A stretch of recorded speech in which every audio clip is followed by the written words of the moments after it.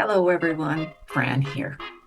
What can be the long term effects of bullying, both within and outside the family, on a sensitive child? My guest on Hopenning this week is author and wellness coach, Kerisma Vere. Kerisma experienced intense bullying as a child. This led to drug use, later sobriety, but then back out and in again. She has written the book called The Light Switch Myth, and it is her belief, and through evidence, it must be a series of incremental steps in order to have lasting change, and that sometimes setbacks are necessary in order for there to be transformation. I hope you stay watching. Hello, everyone, and welcome to the Hopenning. This is the place where hope is happening. It's a joy to have Kerisma Vere with me today. She comes to us from Vancouver, Canada. Welcome, Kerisma. Hi, Fran. Thank you so much for having me. Just an absolute honor to be here. It's an honor for me too. I had a chance to read your book, The Light Switch Myth. And we'll get into that book later. It's a lovely little book. You've got it packed full of ideas and inspirations and life experiences of your own. So it's just a joy to have you here. That's great. Yeah. So, Charisma, why did you write the book?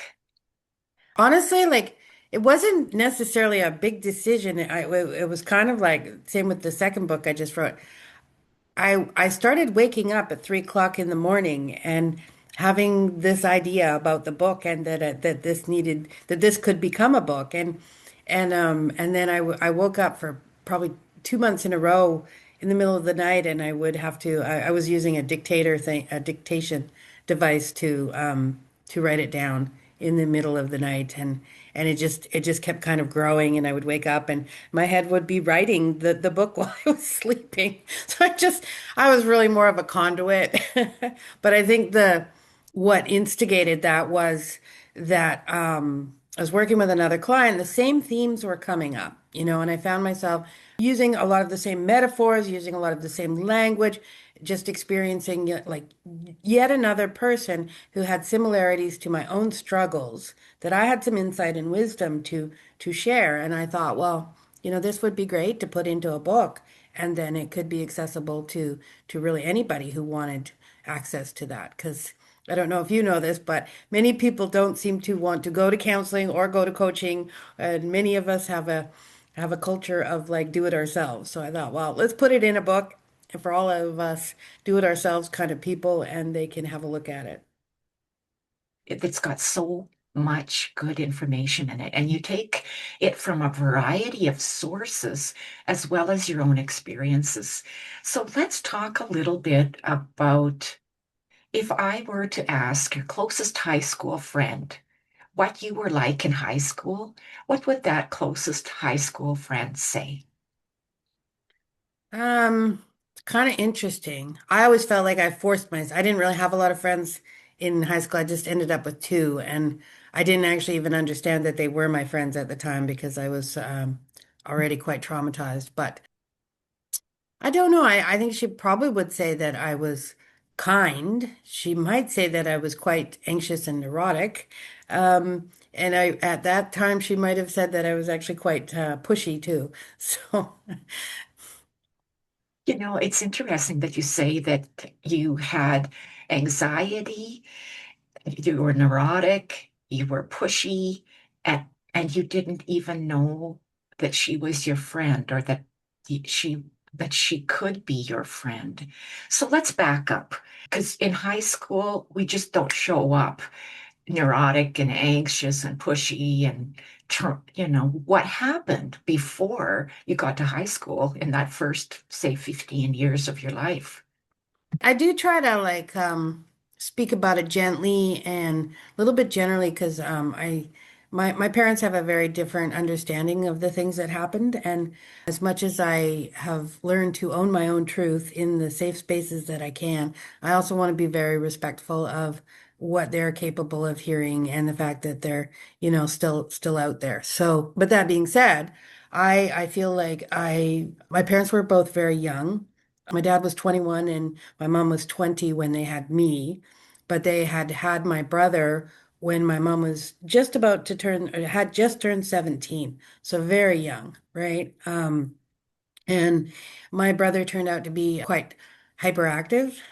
Later in life, it's actually been suggested to me that he had oppositional defiance disorder and that hyperactive was a misdiagnosis. But anyway, I don't think my parents had the skills to give him what he needed or deal with him. So very young, I remember like lots of fighting and pushing and shoving going on with him because he was fairly aggressive and fairly out of control. But then as I got a little bit older, they ended up leaving me alone with him a lot, which to me seems like a kind of a not the wisest choice.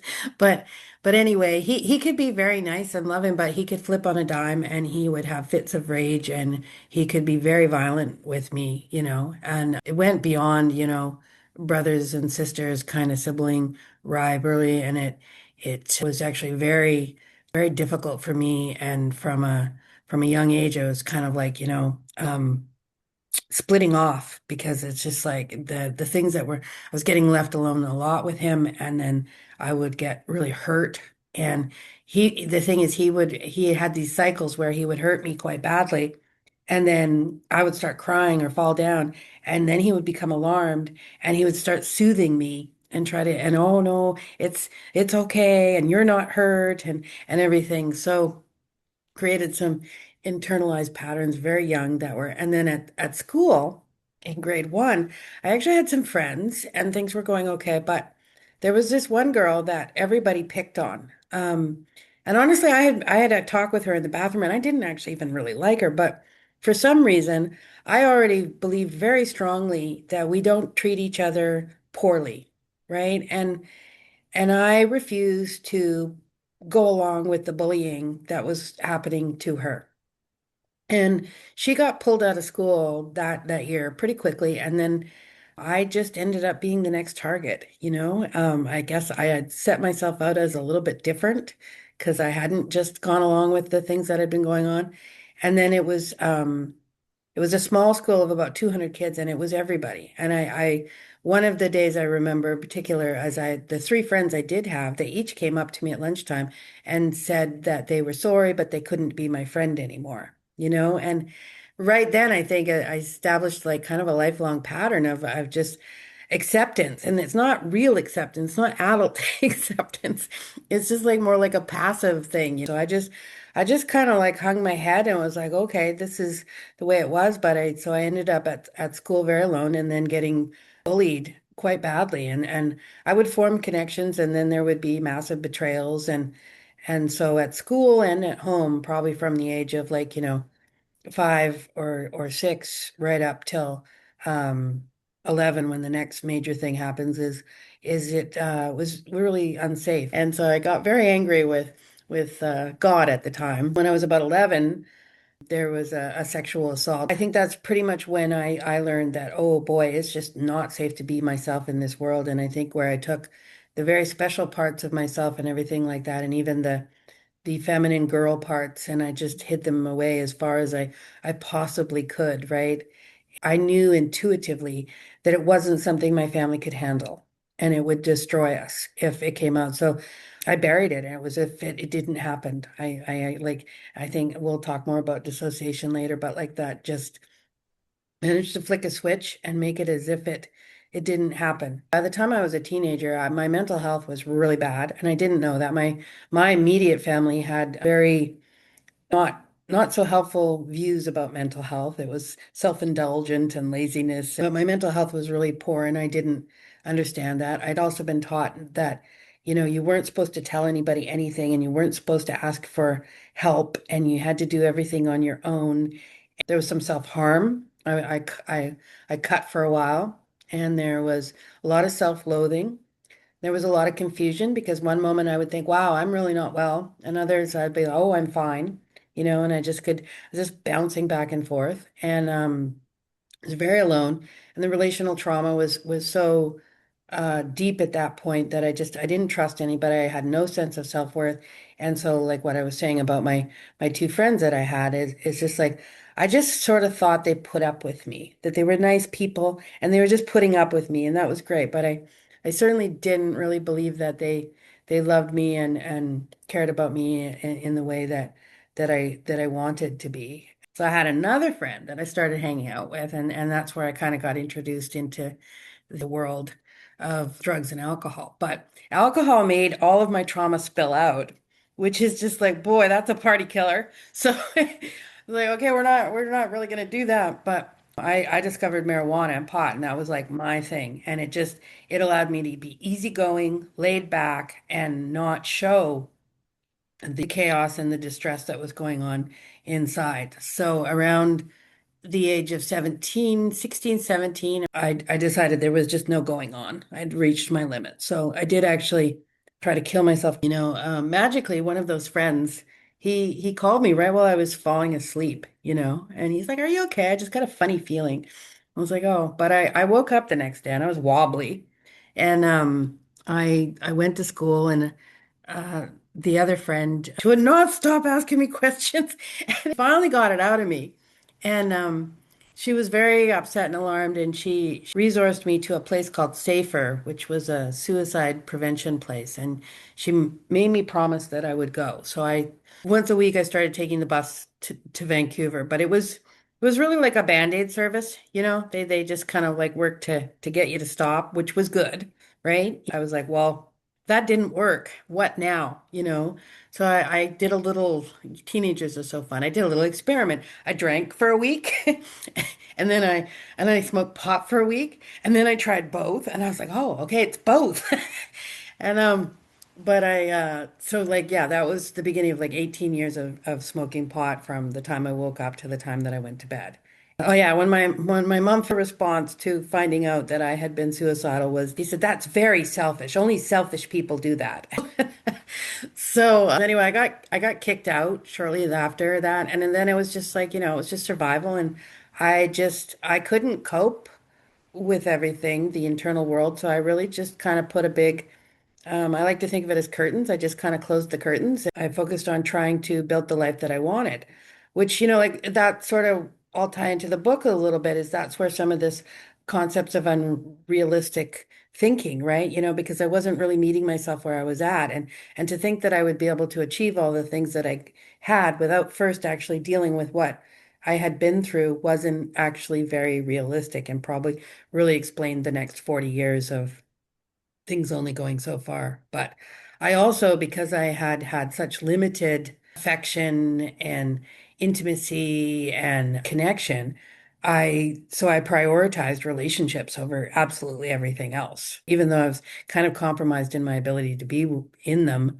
So I had a series of partners, and I put the relationship and them first above, I didn't even exist. Like I didn't really know what I liked or what I wanted or what my feelings were or what my needs were or anything. And the relationship, which I had decided the best thing you could have in the world was a good relationship. And um yeah, the first one lasted like 5 years, and I realized I had to, if I didn't love myself, I wasn't going to be able to. So I spent some time on myself. And then the second one lasted 8 years, and she would be actually quite abusive.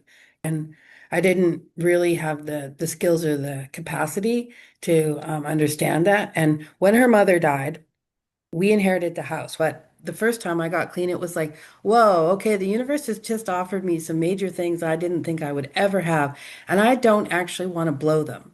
And with the house, I thought, if I continue to spend all my money on pot, then, like when property taxes come up or the water heater blows, or I'm not going to be able, I'll mess this up for us, right? That was a big wake up call for me, because in some ways my routines with the pot seemed kind of harmless, because it's a slow kind of thing, right? But it was just like this kind of like wake up call of where I was heading and what was possible. So those all kind of combined together to get me to take the steps to actually like get clean. And I went to treatment, and that was actually pretty traumatic, because with my history, being locked up with like 30 other women And at the time, they really only had the 12-step model, and there was very little understanding towards trauma and other kinds of things going on. So it was kind of like a one size fits all that did not fit for me. But I got clean, I stayed clean, and then um, probably about a year later, I ended up leaving that relationship. I ended up marrying an American woman. We dated for several years, long distance, and then we got married. A friend of mine was getting bullied in the union executive, right? And she wanted me to run for a position. I ran for the position, and I won it. And part of my rationale was like, if I get home at 3 o'clock every day from my regular job and my wife is trying to build her own business and is working much longer hours, I'm going to end up being all codependent. And so I should get involved in my own thing here, right? And it was awesome because I, for the first time, got to really use my own voice. I got to use my own sense of what is right and what's wrong. I got to advocate for people. I got to live up to my election promises and do the things that I said. I would come to the table with solutions like, okay, this is what you need. This is what I need. Well, this is how we're going to make it work. And I wouldn't accept no for an answer. I would continue at it until because we're talking about people's quality of life, right? So I would just continue, but I would do it in a respectful manner. So I really enjoyed that, but it can be a very challenging kind of job. I did it for about 5 years and I've been scoring off the charts on the burnout scales for a while, right? So the fellow that was running for president called me up and he said, I want you to run for a national position. In counseling, I focused on dealing with what would happen if I won. So I was like, oh, what could I do this? And I got myself all prepared. And anyway, I got 42% of the vote. I was so disillusioned because I'd been fighting some really difficult battles and hadn't prepared at all for what would happen if I lost because the thing I was scared of is if I won. And so I was at a real loss. And I got up this one morning and it was kind of like a magical morning. I didn't know it was Pit Meadow Day and there was people and anyway, I went and got coffee. And when I walked through the park, they had all those booths up for free things, right? And there's a booth. The sign is win 2 weeks of free personal training. Well, I had gotten to be 250 pounds in my recovery, and I was unhappy at that weight. And I'd never worked out in my life. I did win it, and it started a whole new phase of my life. I lost 80 pounds. I got super fit. I finally learned how to eat properly. But that ended my marriage. I had like a 24 hours of laying down, just hitting the wall. And then I got angry and I said, like, well, I'm not giving up everything I've worked so hard for just because this relationship is over. I hadn't cried in 20 years. I had all of the memories of the sexual assault come back. But I think the dissociation was wearing off. Physically, I was starting to stutter and I was starting to have these like need to curl up in a ball and I would just be shaking kind of things. But I was stubborn, and I at that time I still had a rather unrealistic idea of my own mental health. So I was reluctant to go on medication. Probably that wasn't the greatest decision. And I continued to get more unwell. I started to see the world through the eyes of the little kid and the teenager. And I wasn't really aware of it. And I ended up dating this woman, and she treated me so similarly to aspects of my parents and my brother that were so dismissive and judgmental. And I just ended up reacting as if I was that little kid, and I made myself smaller and smaller and got quieter. And one moment where I took a weekend and I went to some codependent groups and I was like, no, like you gotta fight, Charisma, to hold on to all these things you've built up in your life. But my metaphor is like it's like trying to keep climbing up the mountain when there's a mudslide, And it's just like great intentions, but it just took me to the bottom. And during the course of that relationship, I stopped doing the training. I started smoking cigarettes again. I lost all my friends. I lost my connection to NA. I just out of ethics, stopped coaching. I let my clients go gently because I just thought I'm not in a position anymore to do this. And then I could see it was ending with this person. And then I got this trauma image of just like this black void in front of me of endless time with nobody in it and nothing going on. And I could not cope. I I knew from adolescence that drinking could help me get through that. I was just going to go get some beer, and I got that little brain, and like they say, that's doing push-ups is like, oh, they have pot stores now. I looked and there's like, 10 stores within 5 minutes of my house. I'm like, oh, well, if you're going to do this, you might as well do that.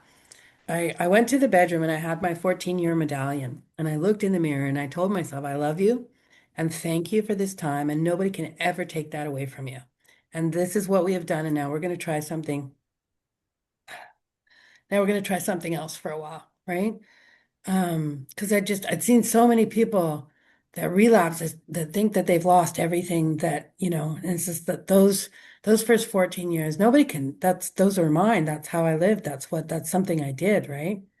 So then I started uh drinking and smoking pot rather full time and I thought, okay, I need help. I was also had gone on a medication I thought was not helping me and I thought, okay, and I'd had troubles finding a psychiatrist, so I thought, I put a few things together and thought, okay, this is your best bet, but I was really not well and I got so much worse during that period of time, right? In my head, things were breaking and I wasn't okay. And I finally got into a place called Crest for, I think it was 2 weeks.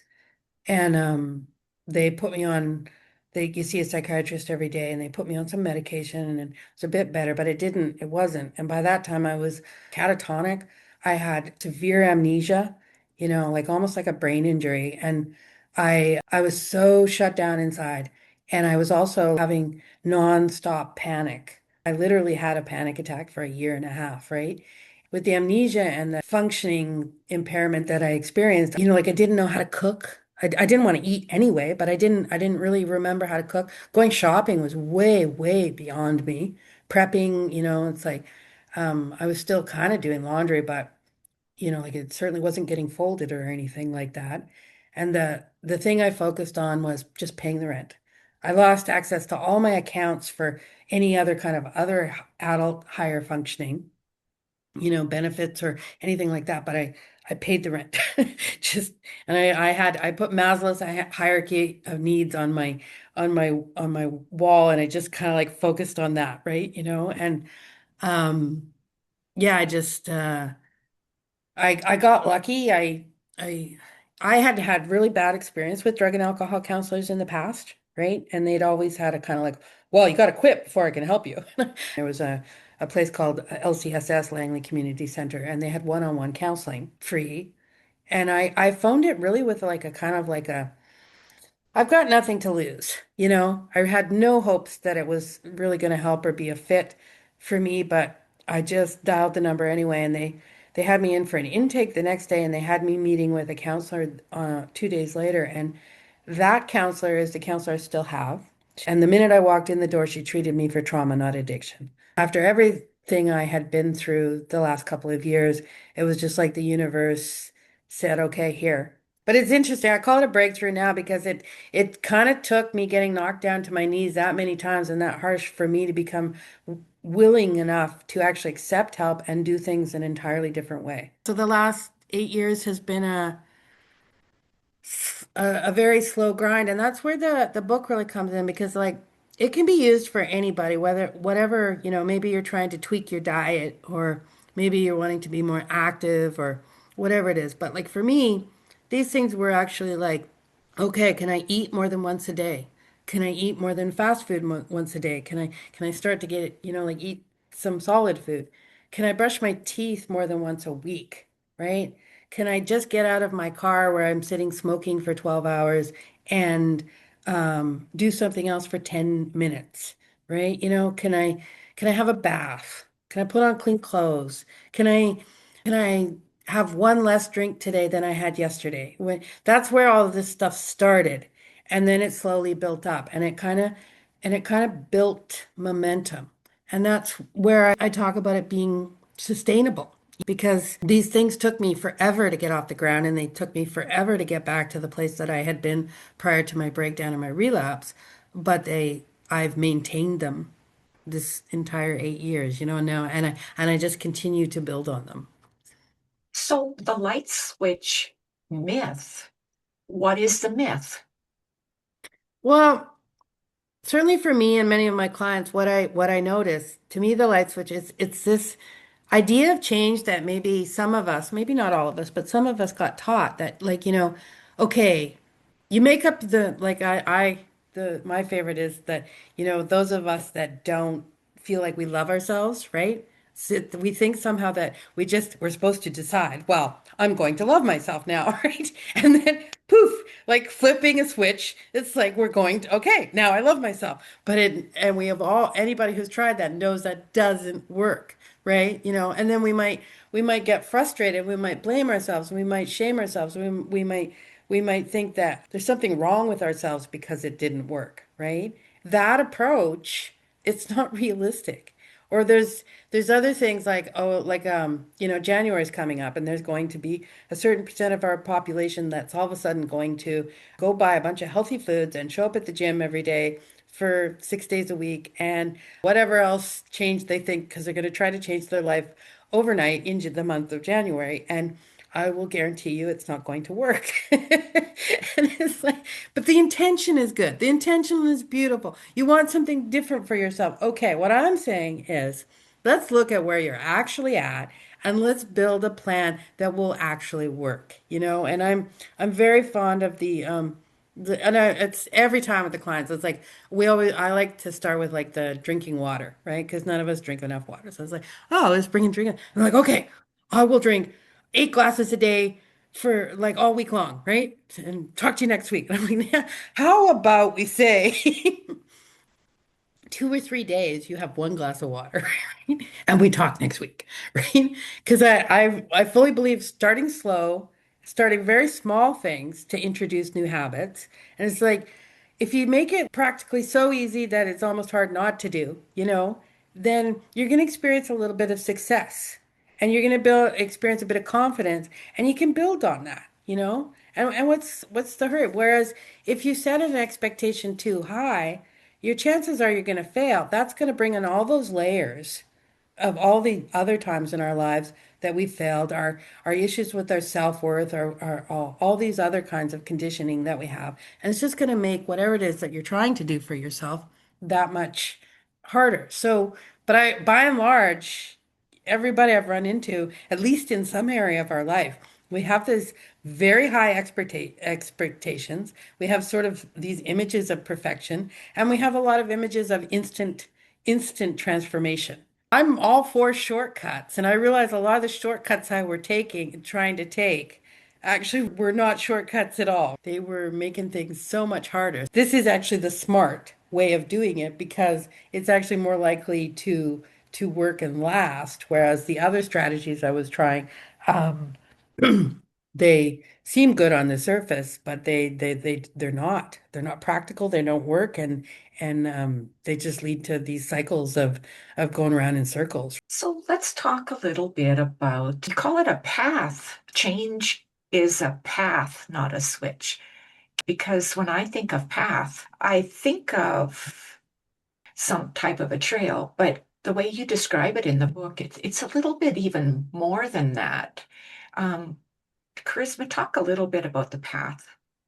I think what I would like to highlight about that, and there's so much to it because it is a metaphor that can be used in many, because paths they wind and they turn and they go up and down, and sometimes we can see further ahead than other times and stuff, and that's all part of it too. But I think what the path really represents for me is kind of what I talk about in the book is the idea of personalizing things, right?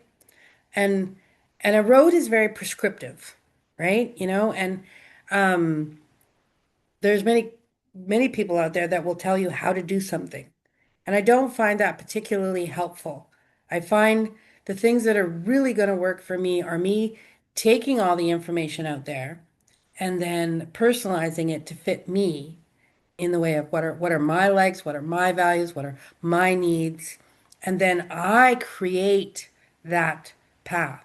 So maybe I'm really using things that I have taken from other places, but I'm now creating something of my own. My plan for change, for progress, my plan to move forward is a very personal kind of thing.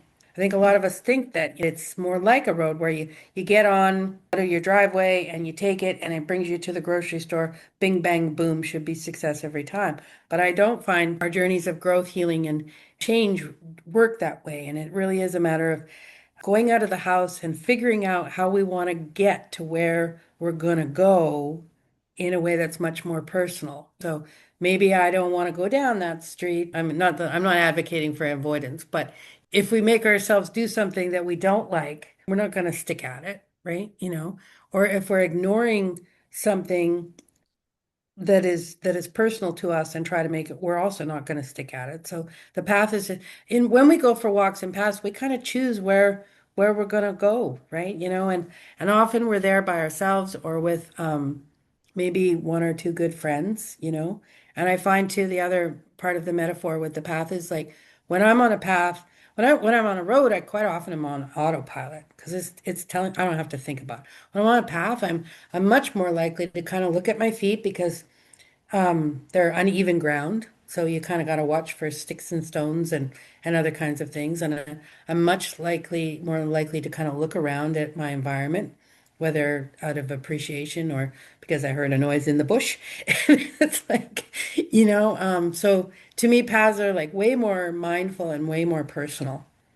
And I think that's what each of our journeys is. But it's been my experience that for a lot of us that we got sort of brought up in a culture of like we're supposed to do what we're some image of what we're supposed to be and do what this image of something we've been told that actually has very little to do with who we are as human beings. We're not even encouraged to get to know ourselves and to meet ourselves where we're at to know what it is that would work best for us.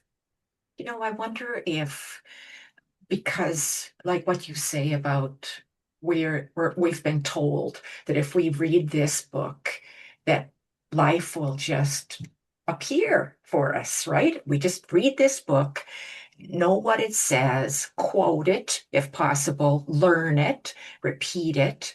We've got it. And yet, and perhaps maybe that worked for our parents. Um, it was more of a factory system back when our parents were young, right? We had the Model Ts and then the Ford that was all assembled in the plant, and everybody just did their thing. And the on the production line, things just happened. It went from A to B to Z. It's sold in the car, in the market. So I think our lives, um, being raised by people of the factory generation or that type of generation, they passed on what they knew, and it was supposed to fit this mold of success. And in the meantime, the mold disappeared. It's like no longer a mold. We are this piece of jello, the jello with no mold to put in. So we have to make our own mold. Otherwise, we're just jello on the floor. So I like how you say that. I mean, we do have to create our own path. One of the highlights of the book when I was reading it was you have four imagery that you talk about. And one of them you already mentioned, like an inchworm, taking things slowly, right? One moment you'll look and the inchworm is still against the wall. You walk away for 15 minutes and the inchworm is on the other side of the room. But you've got other ones that you talk about as well. I think actually these days, kind of my favorite one is actually kind of the staircase and that idea that I had to learn slowly because trust me, I went to therapy for like 12 years trying to jump to the top of the staircase, you know, and therapist sitting across from me trying to get me to take it one step at a time and me like big leap to the top. But every time I leaped to the top, I wasn't ready to be there, so I would fall back down, right? So there's two aspects to that staircase. The fact that it kind of can go like this, and it looks like we're maybe not making progress, but we actually are. But the part that I find particularly meaningful is like when we go step by step and we stop trying to just get there all at once. I'm going to use the word security, you know? We get comfortable at that step. We're ready to be, because change is scary for human beings, right? It's uncomfortable, it's new. So when we overwhelm our systems with too much of that, we're gonna probably revert back. But, and you could call that stepping back down. But what I find, if I give myself time to just get to that next step, stay there for a little while, I build up that sense of security. Like we give our nervous systems a chance to embody that change so that we're now comfortable with that change, right? And if we give ourselves some time to be there before we then challenge ourselves to go to the next step, the chances are we are being much more likely to get to that next step. Or even if we do need to step back, instead of going all the way back down to the bottom, we're just going back down to the last step that we were comfortable at, which no longer has to be the bottom because we took time to make these anchor points as we went. Like, oh, okay, this is too much for me. But if I take a step back to the last step and just calm and settle and ground there for a second and wait, then I can try again to step up here. And we just keep doing that till we're comfortable at that next step. And we repeat the process until we can get to the next step. And I think, particularly for those of us with trauma histories, it's just like that gives our nervous systems a chance and it respects them in a way that nothing that I had been taught until I started to learn trauma-informed approaches had ever taught me, right? There was no regard for whether or not you're comfortable with where you're at. You're just supposed to do it, right? Suck it Yeah. up. Yeah, I like how you say that it gives our nervous system a chance to get used to it before you introduce something more. So if we talk about the trauma, a trauma past, nothing was stable. You never knew what was going to happen next. When you walked through the door after school, and into the house, you never knew what to expect. So underneath you, you've always got shifting ground. You're always trying to watch what is happening, read the crowd, read the situation, and then you can move forwards. Nothing is ever stable enough. So when you talk about standing on the step and staying on the step for a while and noticing that the step is solid, you're no longer walking on eggshells, that something is going to be pulled away. And I think that's a beautiful metaphor of the staircase, whether it's spiral or whether it's just a regular slanted stairway. You can actually feel the stair before you need to step forwards again. I think too that there's so much subtext to the things I'm writing that you can take this book so much deeper. But the other thing that you're talking about with that trauma history, right, is like that we're creating change rapidly when we're in those situations as a matter of survival. Like I need to change, I need to do this differently, I need to do, and it's all coming from this place of threat and fear, and trying to make things okay. And then as healing from that, that idea of giving ourselves some space. One, we're stepping out not because we have to, like that I talk about that, moving from that external sense of motivation to an internal sense of like I'm doing this because I want to. Do we have that choice? And then we're giving ourselves some patience and to be there before we do any more, but which is acknowledging that yes, change is scary, change is difficult, it's that is totally helping us shift out of this place of creating changes and doing these things from that place of high expectation that is based in survival, and external I better, or the world is going to end kind of thing, right? But it's just like, no, I'm choosing to do this. And it's so I'm giving myself the time to do this. And like, look, I can experience safety as I go, which, that's the rainbow metaphor that I use. And yeah, as children, what we're all taught that like the rainbow and there's the pot of gold at the rainbow. I've learned that I think mindfulness gets used across the board, so many different places to me, but it really fits to me that mindful is like, wow, there's a rainbow And here I am under that rainbow. And like we all know, there is no pot of gold at the end of the rainbow, right? But in our lives, I think we all actually end up chasing it anyway. So again, that part of me that likes to be smart about things, when I figured this out, is just like, whoa, okay, maybe I stop chasing that pot of gold and keeping my head down, just keep putting the bar higher and higher of eventually getting somewhere that is gonna what? Magically make me all happy? Or I could just stop right here, right now, and just go, oh, wow, okay. Regardless of everything, like, life is a rainbow. Look at all the beauty. Look at all the things I have to be grateful for. Look at, maybe I'm dealing with some weight issues again. And then it's like, I know so many people with that. They can't love themselves till they lose the weight. And I can honestly say with the work that I've done, I love myself right now. Yes, I would like to be wearing thinner jeans, but I love myself right now, and that to me is like, okay, that's the rainbow, right?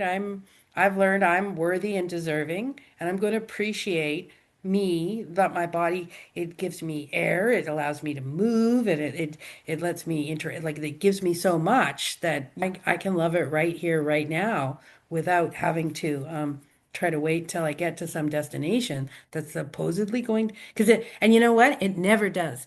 Any of us that have done that, set the bar higher, when we get to whatever goal we think is going to like, tip us into happiness, it doesn't. Because we've trained our brains to only identify where we fall short and we're just continually going after the next thing. Whereas if we start to spend our time practicing, like really appreciating, I'm not saying we don't need to appreciate, I mean, to identify where we fall short. We do, because those are areas we may want to work on. But they shouldn't be the 95%. They could be like the 15%. And the being able to appreciate ourselves right here, right now, in this moment could be the 85%. So you talk about a gratitude practice that you do, where you actually do give gratitude, not so much for the outside, my house, my car, my family, my kids, but an internal gratitude for self. Can you explain that a bit, please? Sure, that ties really into what I was kind of saying because it's learning to have a different relationship with ourselves, right? For many of us, we were, like appreciating yourself or feeling good about yourself or acknowledging yourself or anything like that it was self-indulgent. It was labeled all kinds of things. And, we're constantly taught to appreciate what we have, and we're taught to appreciate other people. But like, for the kind of people I guess I wrote this book for, there's so many of us that were never told that it's okay to appreciate ourselves, and that is what that is about. And it's also my experience that, I need some validation and some acknowledgement. And honestly, I'm not going to get it in most places in the world for the kinds of like what I was vulnerable with you, and I shared like, learning to brush my teeth again after my breakdown, right? It's like if I go to, like a normal kind of group of people and I go, oh yeah, I brushed my teeth today. It's been a month, but I brushed my teeth today. I'm not going to get you know, I'm not going to get what I need out of that. If at the end of the day, and I know that I have wanted to, and I've been struggling with guilt and shame and all these different layers that have been getting in my way, and I've been trying so hard to do it, and I finally do something, whether it's that or something else, then if I can take a moment to really appreciate that, it's going to nurture and foster more of those kinds of things. It's like how we treat ourselves. Because if I brush my teeth once this week, and how I respond to myself is to say, yeah, well, you should have been doing it twice a day, every day. Like all that's going to do is make me feel smaller, heavier, and it's going to sink me more under those layers of shame, which I'm still going to try to live up to the behavior, but it's just going to make it so much harder for me. Whereas if I like really take the time to go, wow, I know how hard this is for you, and you did it today. You did it. I am so grateful for you to doing that for me today. Thank you, thank you, thank you. Then then that little part of me is going to kind of sort of light up a little bit and be like, "Oh, okay, cool." You get it. You're not judging me for not doing it. You're appreciating me for doing it. For me, loving myself isn't a concept. It is a feeling, but it's more than that. It's based in action. And where I came to discover that I do love myself is by identifying all the different ways I show up for myself in the world, in the day, every day. And they do not, that's I like to think of it as my own ruler, my own measuring stick. You've got yours because the things that are going to be hard or meaningful to you are different than the things that are going to be hard or meaningful. I'm the only one who knows, what those milestones were, what those, like I really appreciated that you did that, Charisma. Oh, you had a boundary or you didn't have a boundary. Like, I appreciated that you let me have an ice cream cone. It's like what it does. It's not based in a good or bad box. It's just like we know personally what those little moments were. Like, are we usually too hard on ourselves and too restrictive? So a little bit of being less restrictive is actually like a win, or are we too unrestrictive so that a bit of restriction is actually the win. That's all very personal, but when we can do a daily self-gratitude kind of thing, we start to learn where we're at. It's also a meeting ourselves up at where we're at that we get to kind of build on. And it's very much like kids, if you've ever worked with kids. When we scold them and judge them and come down hard on them, they might continue with the behavior for a little while, but they're not feeling good, you know? And it's going to actually really impact the relationship that you have with them if you continue to treat them that way. Whereas if you sing their praises and encourage them and really listen and have compassion for where they struggle and enthusiasm for any kind of wins that they share with you, that are personal to them, they're going to flourish. This is where we learn to thrive, and we're probably not going to get it as much as we would like out in the world. So, but we can create an internal environment that allows us to thrive. And I think that exercise of the daily self-gratitude has probably been the most effective tool for me getting to build that kind of a relationship with myself. So you're a coach, and I am a hypnotherapist. So, what's your definition of being a coach? Because I know that when I do therapy with my clients, we look at the root. We try to, through hypnosis, we find out what's been buried that has been causing these episodes that come up later. You talked about the childhood with your brother. You also talked about some school experiences and some relationship issues once you were out of school. Those are lots of the same types of things that come up in therapy with my clients. Tell us what a coach does. Well, I don't think I can speak for all coaches because I'm a bit of a hybrid coach. I'm educated through experience, some formal education, some informal education, a lot of hands-on practice with the tools myself. I do have education with counseling, so I use some of those skills, but I go to the root cause. If it's within my capacity and I feel like it's safe and I'm honoring the client, then we will do that. But I always think to a certain degree. If I think or they think that there's a lot more there, I always refer people to an actual counselor to work with as well. How I how I define myself a little bit differently from a counselor is part of my job to help brainstorm solutions. And counseling quite often is more focused on helping the client become empowered to find their own solutions. I do try to like lead us that way, but I also, my background was in Robert Egan's The Skilled Helper. And as a helper, I do have a bias towards action. So for a session, we are going to spend definitely the emotional component of things is so important. And having a safe space is also really important because if you can't be honest about why you're struggling to make the change that you want to make, or the things that involve with it, it's just going to continue to get in your way. But so I do believe in holding a space. I do believe in prioritizing the emotions, but I also hold a framework of a bias towards action so that we're bringing it back to, we don't do homework every week, but we're bringing it back to the client's goals and we're making sure that we're taking some steps towards action. That might be changing the goal because it didn't fit, is what we discovered. It might be staying in with the same goal until we get there. It's always looking at why we were or were not able to be successful in whatever the goal was.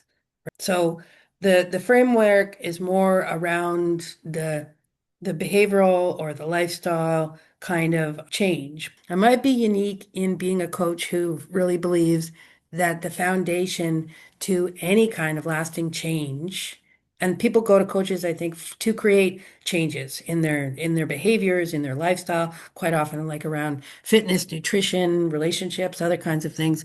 For me, I wholeheartedly believe that the foundation to that is also working on the relationship you have with yourself. And that's where there's another crossover because counselors want us to eventually not need them anymore. And as a coach, like I think we always kind of need support, right?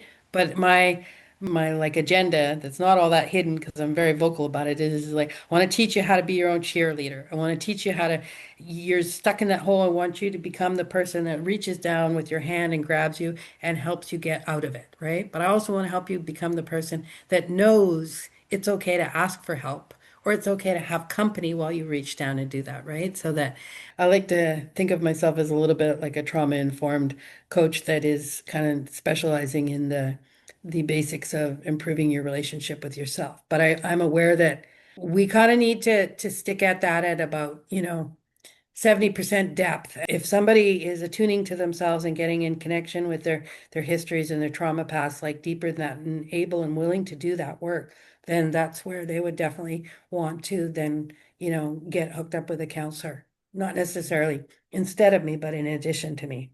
Right. So how would we get a hold of you?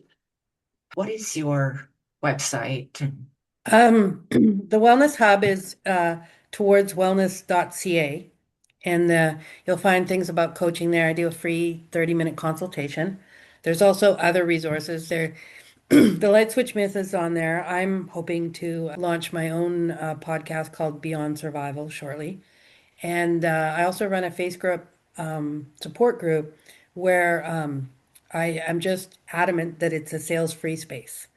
It's a holistic approach, and I'll just explain that.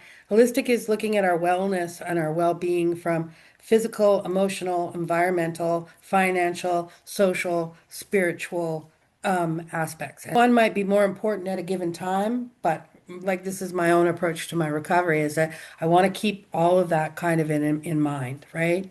And that is the idea is like if we get rid of perfectionism, I cannot do all of that every day. But I want to keep kind of coming back to that to make sure that I am giving some attention to all those different ways that I need to be cared for. And depending on what's going on in life, I may need to prioritize different so it's a space where all of that is open. Anybody trying to work on any kind of change is welcome. I'm just adamant that it's sales free. On my personal page, all you hear about is the books, right? It's like book, book, book, book.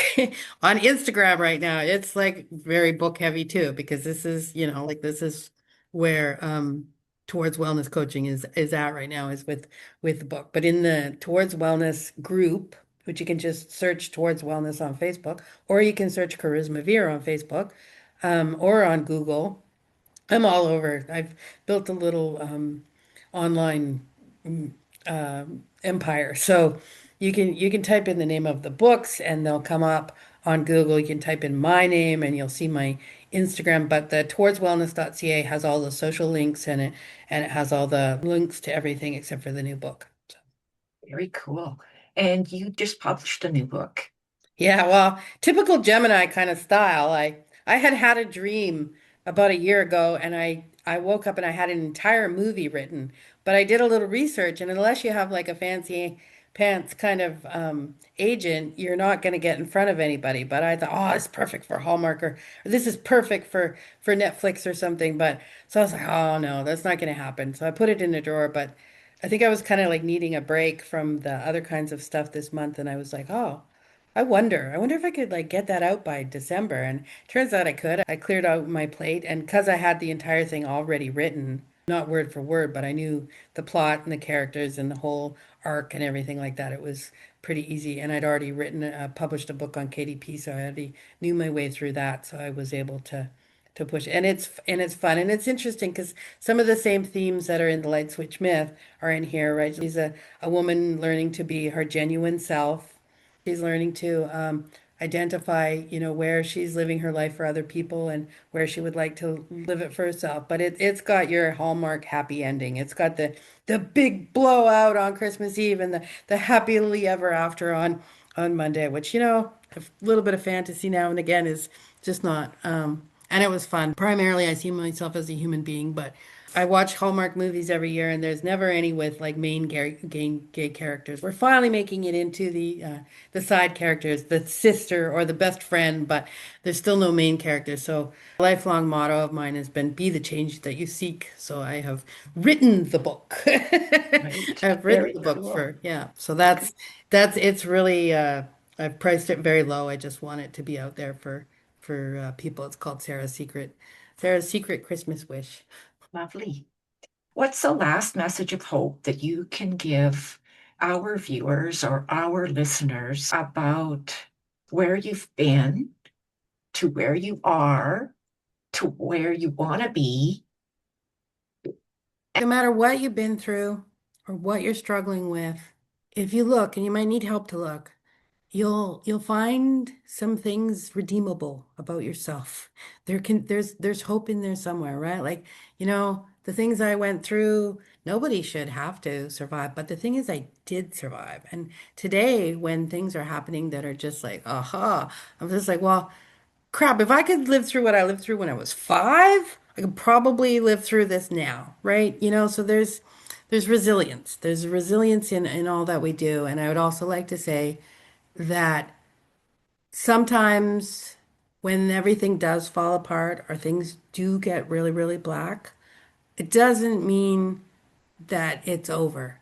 If you can just keep breathing, if you can just keep breathing, I sort of feel like something's going to come along that's going to help a little bit. So that's been my experience anyway. We each carry something lovable in ourselves, and yeah, that'll be my message, okay? We all are worthy and deserving of love exactly where we are. No conditions, no doing, no needing to fit any kind of mold or whatever. Just as a human being in our basic form with all of our imperfections, we are worthy. Beautiful. Thank you. So thank you for joining me, Charisma, and thank you too for all our viewers and all our listeners who are listening on a podcast. It's been a pleasure to hear your wisdom and your experiences and your strength and your hope. And if you are new here, please subscribe. The button is right there. When you subscribe, it helps to get the message out, and there is hope. There is always hope. Like Charisma says, as long as you're still breathing, there is hope. Thank you, Charisma. Thank you. Okay. You take Bye. care. Bye bye.